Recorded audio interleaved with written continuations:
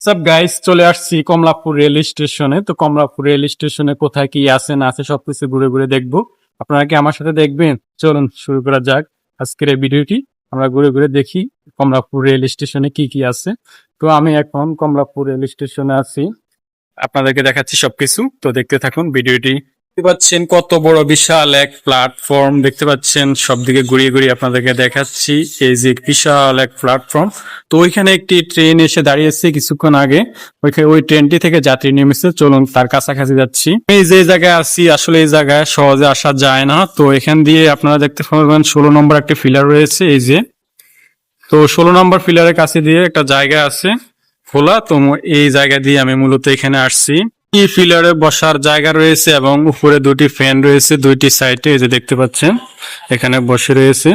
তো এইভাবে মূলত ট্রেনের অপেক্ষায় যাত্রীরা বসে থাকে সব দিক দিয়ে কমলাপুর রেল স্টেশনে। এটি একটি দৃশ্য।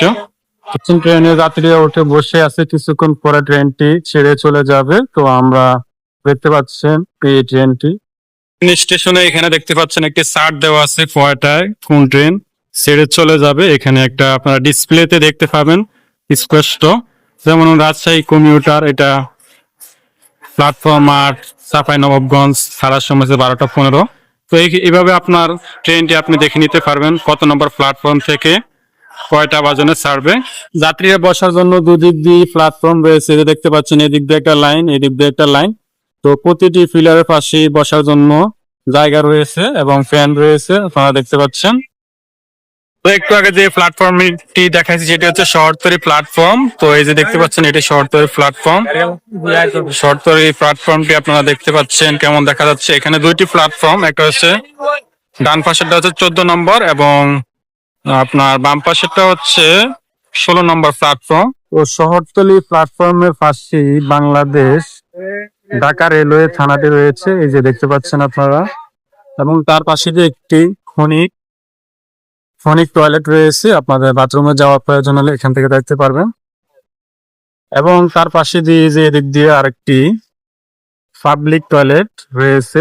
এখানে পুরুষ মহিলা প্রস্রাব পায়খানা গোসলের সুব্যবস্থা রয়েছে, বাংলাদেশ রেলওয়ে কর্তৃক ইজারাকৃত। তো এখানে টাকা দেওয়া লাগবে। খনিক টয়লেটটি এটি হচ্ছে নারী বান্ধব টয়লেট, আপনারা দেখতে পাচ্ছেন লেখাই রয়েছে। তো এখান থেকে একটা স্টেশন এবং তার পাশেই মেট্রো স্টেশন, এটি এখনো কার্যক্রম চলতেছে। মেট্রো স্টেশনটি এখন নির্মিত হচ্ছে, এখনো কমপ্লিট হয় না। পরে মেট্রো রেলে এখানে আপনারা স্টেশনে আসতে পারবেন। দেখতে পাচ্ছেন ভিউটি আপনারা।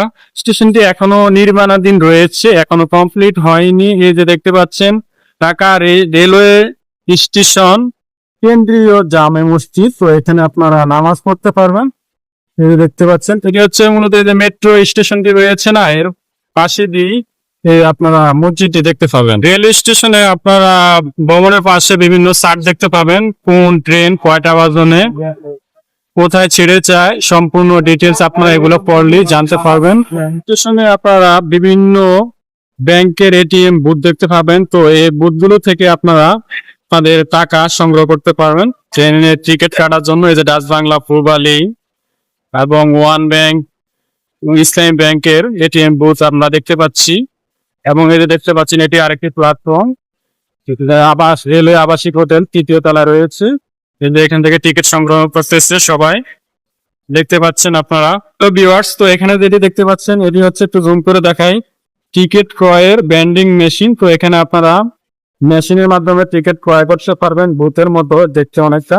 এবং তার পাশে আরেকটি Bangladesh railway service self desk রয়েছে, এখান থেকে আপনারা বিভিন্ন তথ্য জানতে পারবেন। যেটা দেখতে পাচ্ছেন টিকিট ক্রয়ের ভেন্ডিং মেশিন, এখানে আপনারা মেশিন এর মাধ্যমে স্বয়ংক্রিয়ভাবে টিকিট ক্রয় করতে পারবেন। যে এই জিনিসটা আগে ছিল না, তো দেওয়াতে খুব ভালো হয়েছে। আপনারা এটা দেখতে পাচ্ছেন এখানে আরেকটি স্টেশন রয়েছে। তো এখানে কোন কোন জায়গার ট্রেন যাচ্ছে, কতটা বাজনে যাচ্ছে, টাইম সূচি সবকিছু আপনারা এগুলা থেকে ডিসপ্লে থেকে দেখে নেবেন। তাহলে আর বিভ্রান্তিতে আপনাদের পড়তে হবে না, কোনো চিন্তার কারণ নাই, ভয়ের কারণ নেই। মোটরসাইকেল নিয়ে দাঁড়িয়ে রয়েছে যাত্রীদেরকে নেওয়ার জন্য। তো এই মোটরসাইকেল দিয়ে আপনারা আপনার রেল স্টেশনে এসে ঢাকা যেখানে যাবেন ওইখানে যাইতে পারবেন। রেল স্টেশনে এক মুরব্বী কিছু বই নিয়ে আসছে, তো এখান থেকে খুব মানে কম টাকার বই কিনতে পারবেন।